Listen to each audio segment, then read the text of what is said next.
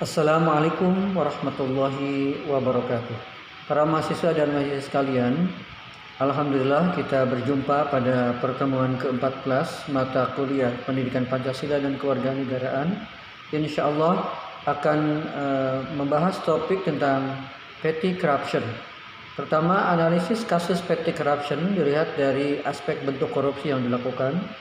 Kedua, nilai-nilai yang dilanggar. Ketiga, penyebab korupsi, baik itu internal dan eksternal.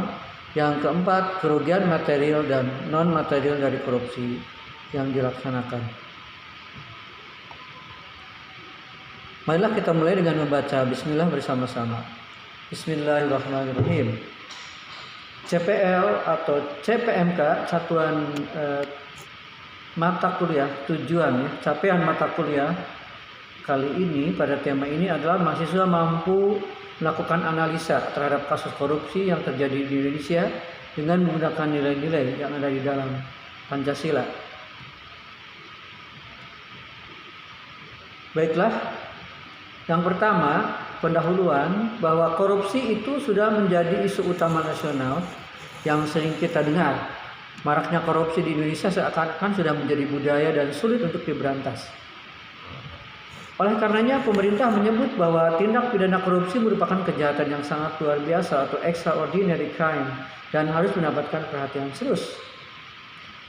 Dewasa ini definisi korupsi lebih luas maknanya dari sekedar penyalahgunaan uang negara atau kewenangan jabatan semata.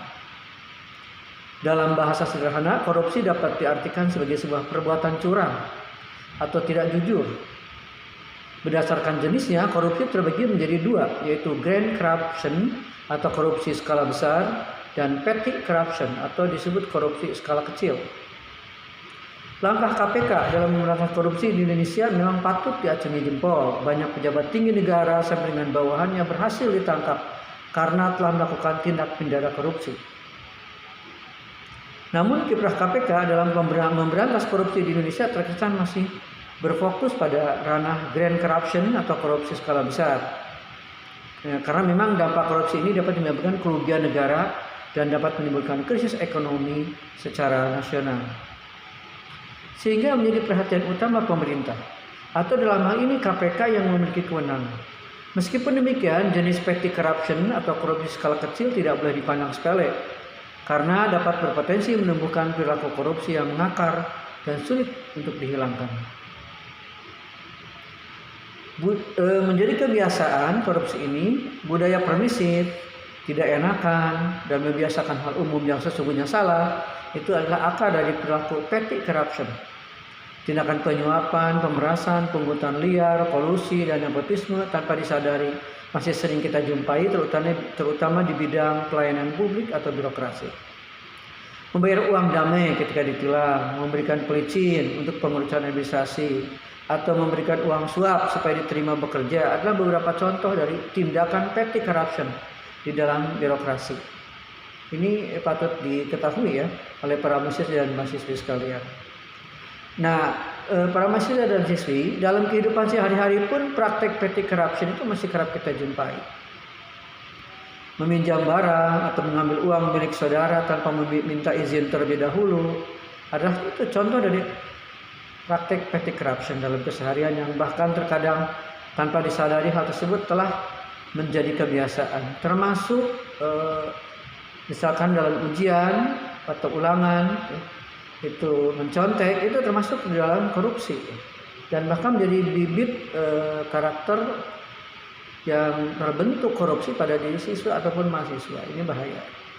Karena kita harus melaksanakan salah satunya dari diri kita, dari lingkungan kita, lembaga kita yang terkecil.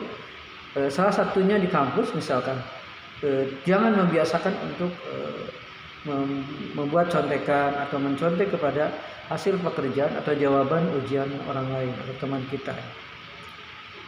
Berbeda dengan kasus grand corruption, kasus petty corruption kurang mendapatkan perhatian publik dan hampir jarang diberitakan di media massa. Tapi efeknya begitu membahayakan karena dapat menjadi kebiasaan buruk yang melekat. Ibaratnya apabila grand corruption dapat kita sebut sebagai grand killer, maka untuk petty corruption disebut silent killer. Bahkan salah satu pejabat KPK pernah mengatakan bahwa petty corruption lebih berbahaya daripada grand corruption karena dapat membuat sakit masyarakat. Seberapa parahkah petty corruption, grand corruption di masyarakat? Badan Pusat Statistik atau BPS telah mengukur indeks perilaku anti korupsi atau IPAK sejak tahun 2012 sampai dengan 2020. Kecuali pada tahun 2016 melalui sebuah survei saja, yaitu survei perilaku anti korupsi atau SPAK. SPAK ini bertujuan untuk memotret fenomena perilaku petty corruption di masyarakat. Petty corruption di masyarakat. Kemudian dari SPAK ini akan diperoleh hasil berupa IPAK, indeks perilaku anti korupsi. IPAK atau IPAK disusun berdasarkan dua dimensi, yaitu dimensi persepsi dan dimensi pengalaman. Dimensi persepsi berupa penilaian atau pendapat masyarakat terhadap beberapa kebiasaan atau perilaku anti korupsi di masyarakat. Sementara itu dimensi pengalaman merupakan pengalaman anti korupsi yang dialami masyarakat. Nilai IPAK atau IPAK berkisar pada skala 0 sampai 5. Semakin mendekati 5 berarti semakin baik. Artinya masyarakat berperilaku semakin anti korupsi. Nilai IPAK selama tahun 2012 sampai 2020 itu berfluktuasi, ya. Naik turun. Ketika pertama kali dicanangkan, nilai IPAK pada tahun 2012 itu menghasilkan angka 3,55. Pada tahun 2020 berdasarkan rilis resmi BPS, angka IPAK meningkat menjadi 3,84. Angka ini lebih tinggi 0,14 poin dibandingkan dengan hasil IPAK 2019 yang sebesar 3,70. Apabila dijabarkan berdasarkan dimensi persepsi dan pengalaman dari hasil rilis IPAK 2020 diperoleh penjabaran bahwa dari dimensi persepsi diperoleh angka 3,68 dan dari dimensi pengalaman diperoleh angka 3,91. Nilai IPAK tahun 2020 sebesar 3,84 dari 5 poin adalah capaian yang dapat dikatakan baik. Artinya bahwa masyarakat Indonesia sejatinya sudah paham dan cenderung anti terhadap perilaku maupun tindakan korupsi yang harus dihindari. Namun apakah hasil ini mampu menggambarkan realitas yang sesungguhnya? Tak bisa dipungkiri bahwa sekarang ini masih banyak ditemukan celah dan peluang yang berpotensi menimbulkan perilaku petty corruption tetap tumbuh subur dan tidak mudah dihilangkan. Karena perilaku masyarakat Indonesia masih lekat dengan budaya ketimuran yang cenderung memiliki sikap permisif, tidak enakan, sering membiasakan hal umum yang sesungguhnya salah. Hal ini patut menjadi perhatian, ya. Bagaimana solusi yang terbaik atau yang tepat untuk menghilangkan perilaku-perilaku yang menggambarkan tentang petty corruption ini di masyarakat. Kemudian bagaimana solusi mereduksi, ya? Pencegahan utama mengatasi petty corruption harus dari dalam diri pribadi. Karena sejatinya petty corruption muncul dari perilaku pribadi seseorang atau attitude. Sehingga faktor sosial, edukasi, dan agama itu sangat penting untuk mereduksi perilaku petty corruption. Masyarakat juga harus mampu menyikapi secara proporsional tentang budaya ketimuran yang dimiliki. Tidak boleh ada celah untuk bersikap permisif terhadap perilaku korupsi. Katakan dan posisikan sesuatu pada tempatnya, serta hilangkan kebiasaan umum yang sesungguhnya hal tersebut salah. Di sisi lain, pemerintah harus mampu menyikapi hasil survei SPAK yang telah dirilis oleh BPJS di atas tadi. Dari hasil rilis tersebut banyak hal yang dapat dijadikan sumber informasi ataupun pegangan bagi pemerintah dalam melakukan langkah nyata untuk mengedukasi masyarakat supaya berperilaku anti korupsi. Pemerintah juga harus melakukan langkah-langkah efektif dan komprehensif untuk mengatasi perilaku korupsi, khususnya pada ranah dimensi petty corruption. Karena korupsi besar pasti bermula dari korupsi kecil. Ibarat pohon, korupsi kecil ini adalah akarnya, maka pemerintah harus mampu menebang pohon korupsi ini sampai ke akar-akarnya.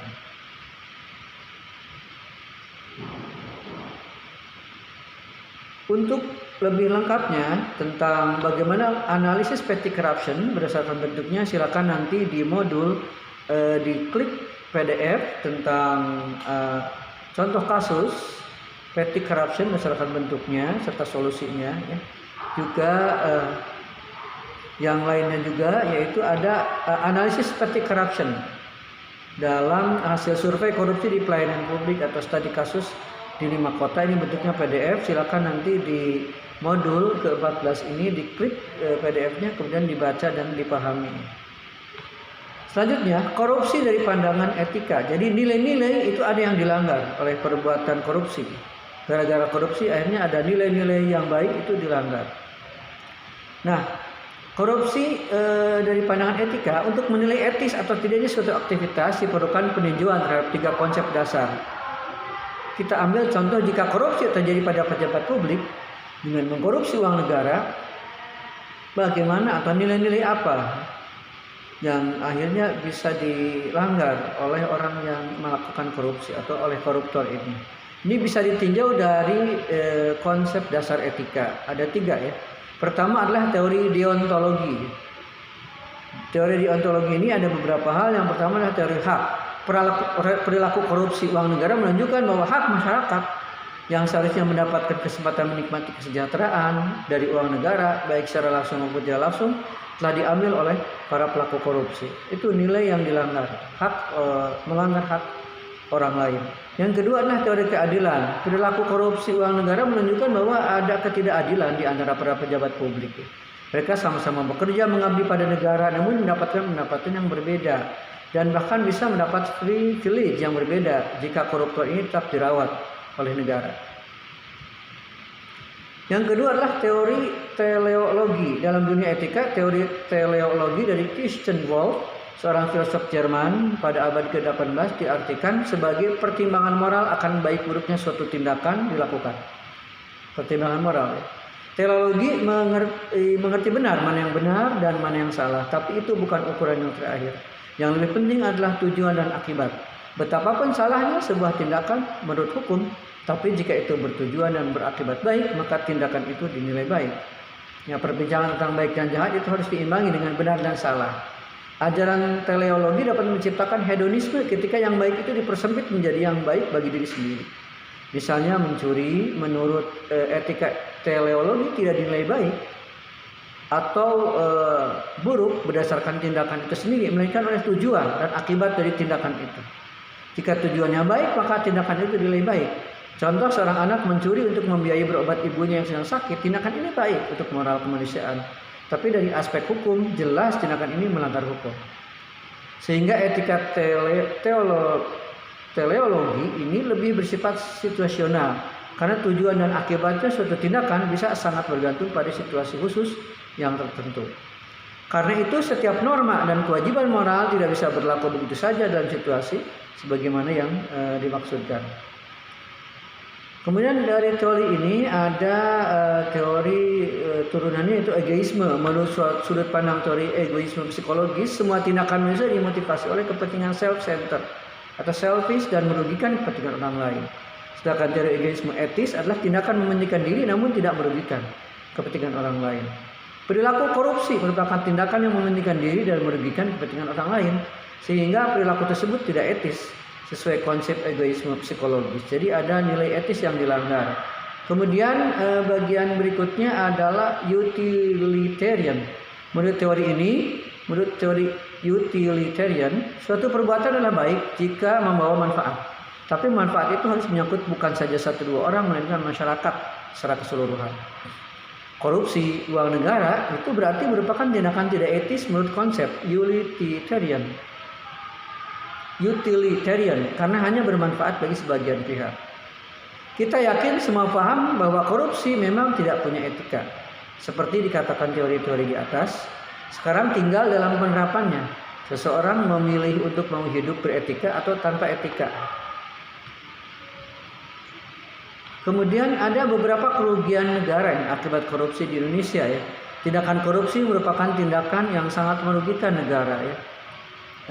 Di antaranya adalah melambatnya pertumbuhan ekonomi suatu negara. Menurut MO 2001, kemudian Mauro 1995 sampai 1998, Meon dan Sekat tahun 2005. Kemudian yang keduanya adalah kerugiannya dari korupsi ini menurunnya investasi. Kemudian yang ketiga adalah meningkatnya kemiskinan. Yang keempat adalah meningkatnya ketimpangan pendapatan. Bahkan korupsi juga dapat menurunkan tingkat kebahagiaan masyarakat di suatu negara. Di Indonesia, korupsi berkorelasi negatif signifikan dengan tingkat pertumbuhan ekonomi, investasi, tingkat belanja kesehatan publik, dan pendapatan per kapita. Korupsi di Indonesia juga berkorelasi positif signifikan terhadap kemiskinan dan ketimpangan pendapatan. Maka dari itu perlu mengidentifikasi kerugian-kerugian negara yang ditimbulkan akibat korupsi.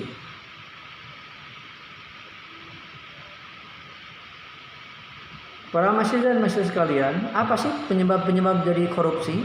Salah satu penyebab korupsi adalah lingkungan yang mendukung. Korupsi merusak lembaga-lembaga negara, norma-norma demokrasi, nilai-nilai etika dan standar moral, keadilan, dan membahayakan pembangunan berkelanjutan, kesejahteraan rakyat, dan supremasi hukum. Konflik interest antara politik dan bisnis adalah hal yang paling menyebabkan sebuah negara punya banyak kasus korupsi, sehingga perangkat hukum itu harus sangat bekerja keras untuk berfungsi sebagaimana mestinya. Korupsi bagaikan virus yang membuat manusia rentan semakin lemah. Rentannya manusia tersebut adalah karena tidak mempunyai kekuatan nilai-nilai standar moral dan etika yang secara konsisten diterapkan. Ini pendidikan karakter, dipahami dan dilaksanakan. Itu harus seperti itu. Kita yakin bahwa saat kita masih kecil kita diajarkan sebuah nilai bahwa mencuri adalah perbuatan yang tidak baik dan benar. Namun saat dewasa, semua tergantung pada prinsip kita masing-masing. Apakah kita mau mempertahankan nilai-nilai tersebut atau membuangnya demi alasan-alasan tertentu. Beberapa hal yang memotivasi orang melakukan korupsi biasanya diantaranya pertama adalah lingkungan sosial, kedua tuntutan hidup, ketiga tuntutan gaya hidup, yang keempat adalah serakah, kelima kemiskinan yang ekstrim dan punya kesempatan untuk berkorupsi, yang keenam kurangnya jiwa mengelola diri sendiri, yang ketujuh keyakinan bahwa koruptor tidak akan dihukum, kalaupun dihukum pasti hukuman akan ringan dan bisa diatur. Selanjutnya adalah kita bahas tentang ini merupakan degradasi moral dengan revolusi mental. Jika memang saat kecil kita diajarkan nilai hidup dan standar moral bahwa mencuri adalah hal yang tidak baik dan tidak benar, lalu mengapa saat dewasa sebagian orang cenderung mengabaikannya? Adakah degradasi moral karena berbagai alasan logika pada diri para pelaku korupsi? Jika memang ada, maka mungkin perlu adanya semacam perbaikan sikap mental untuk berubah menjadi orang yang lebih baik dan benar. Kalau Bapak Presiden mengatakan revolusi mental, kita sependapat dengan istilahnya yang bertujuan memperbaiki mental manusia agar mempunyai moral dan nilai yang baik dan bahkan lebih baik. Ini beberapa contoh korupsi ya. Korupsi itu bentuknya ada eksternal dan internal. Pertama, korupsi eksternal yaitu korupsi yang dilakukan seseorang dalam berhubungan dengan pihak luar lembaganya. Tentunya pembayaran untuk jasa-jasa wajib, yaitu uang pelicin atau tambahan uang untuk melancarkan jasa yang seharusnya dilakukan tanpa biaya atau dengan biaya resmi yang kecil.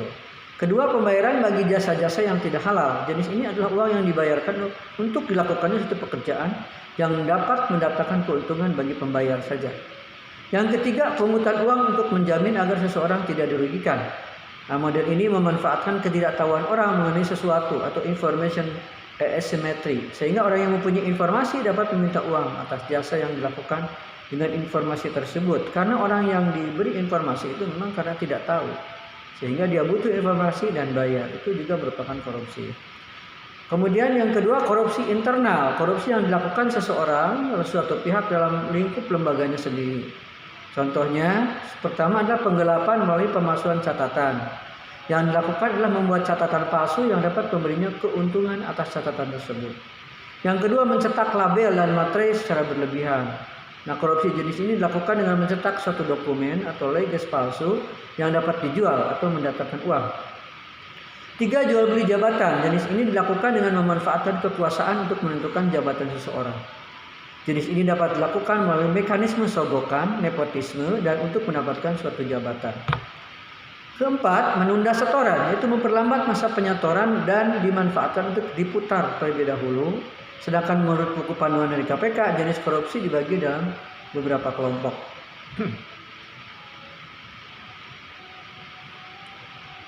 Kelompok-kelompok tersebut banyak sekali ya jenis korupsinya. Tadi ada korupsi internal dan eksternal. Silakan nanti untuk dicari perluasannya. Itu saja barangkali yang Bapak sampaikan. Mudah-mudahan kita semua semakin memahami sebagai mahasiswa, sebagai orang intelek itu harus lebih memahami dan bisa menyebarkan anti korupsi ini di dalam dirinya, temannya, kemudian keluarganya, sanak kerabatnya, juga masyarakat lingkungan yang ada di sekitarnya yang dekat ataupun seluruh masyarakat yang lebih luas lagi. Terima kasih atas segala perhatiannya. Semoga korupsi segera di bumi hanguskan, lenyap dari bumi Nusantara Indonesia yang kita cintai ini. Amin ya rabbal alamin. Kita tutup dengan membaca Alhamdulillahirabbil alamin. Wallahul muwaffiq ila aqwamit thoriq. Wassalamualaikum warahmatullahi wabarakatuh.